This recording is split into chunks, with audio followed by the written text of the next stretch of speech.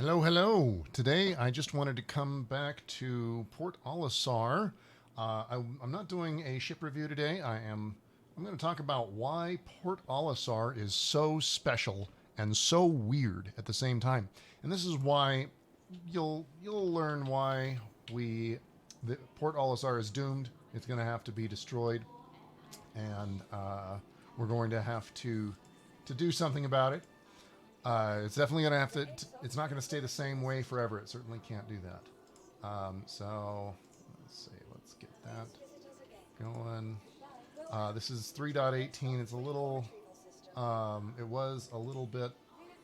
It's working a lot better since they did that hotfix. They just did a hotfix for it. Okay, so Port Olisar, you may have noticed it's a little bit different from literally all the other stations in the whole game. We're going to take a look outside, but you'll notice as you're walking around the station, you'll notice there's not one single elevator in the whole place. Unlike virtually every other installation, every other place in the game, aside from small outposts, it has no elevators at all. And you'll also notice that it has shopping very, very close to the reclaim area, and the pods where you wake up are only just a couple floors away. Everything is extremely compact. Everything's extremely close together. On all of the other stations, there's like a galleria, and the galleria is the shopping area. There's a cargo area.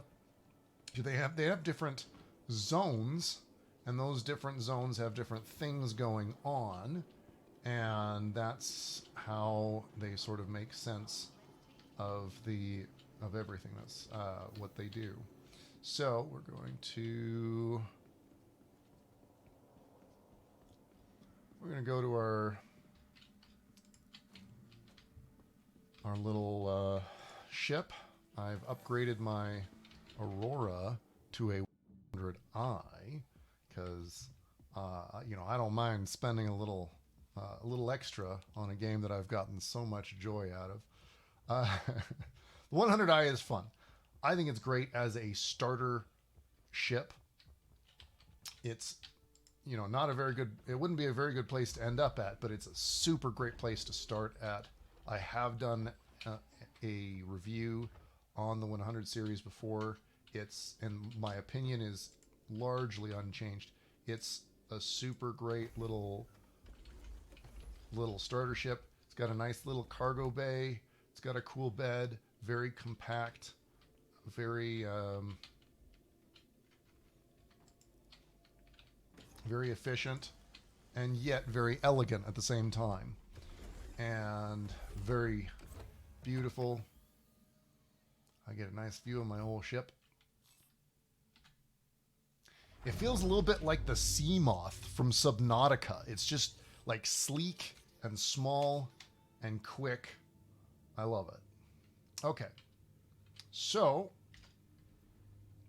we're gonna retract the landing gear, and of course, since persistence has been enabled, we've got tons of player ships floating around here. I think eventually people are going to get like parking tickets for that or something. But as for right now, that's not a problem. They can just kind of do that. All right. So this is strut D. There are 4 struts, A, B, C, and D, and each strut is identical. This is completely unlike any other space station in the game. And every strut, it has its own little hab area where you can wake up, and it has its own little it's got its own little hangar area where you, well, not really a hangar area, a ship recall area where you can call up your ship onto any of the pads. It has landing pads, no hangars at all. 0 hangars on Port Olisar. It has never had any hangars before at all. You can see that Caterpillar going. That's a cool ship. I think the Caterpillar looks really cool, but I don't like to fly it. All right, and it's got, you'll notice there's a few pads of different sizes. Pad 10 and pad 9 there are pretty big. Pad 0 is huge, and then most of the pads are these kind of somewhat small affairs for small ships and medium-sized ships. Small ships and kind of smallish medium ships. 1 through 8 are all pretty small. Very cool that they did this. So why did they do it this way? Why did they decide to design this completely differently from all of their other stations in a way that's very vulnerable to pad ramming? You may have noticed sometimes there's pad rammers at Port Olisar. This is the place for them, because here you can just see somebody spawn a ship, and if you wanted to ram that pad, boy, you could just do it.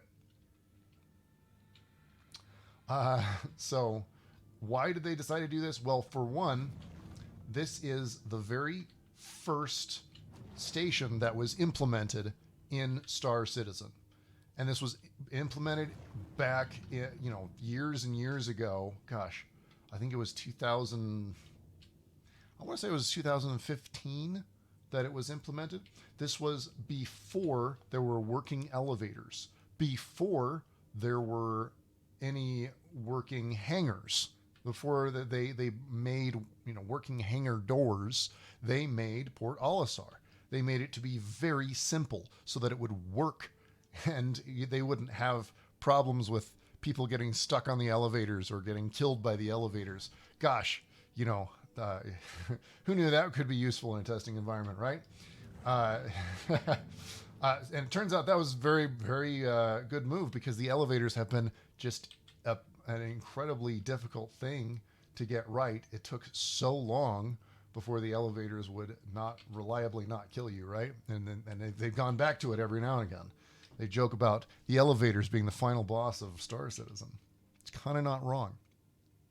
So each strut is very efficiently close to a lot of landing pads, and you can walk to all of them. In fact, that's the only way to get to these landing pads, is to walk to them, because it was before elevators. They made sure that each strut has everything you need in order to play the game, because they pretty quickly started trying to test other things. When they made Star Marine, they tried testing the FPS missions. Well, that you needed somewhere to buy guns, you needed somewhere to buy armor, and they put in a clothes place to buy clothes just because they could.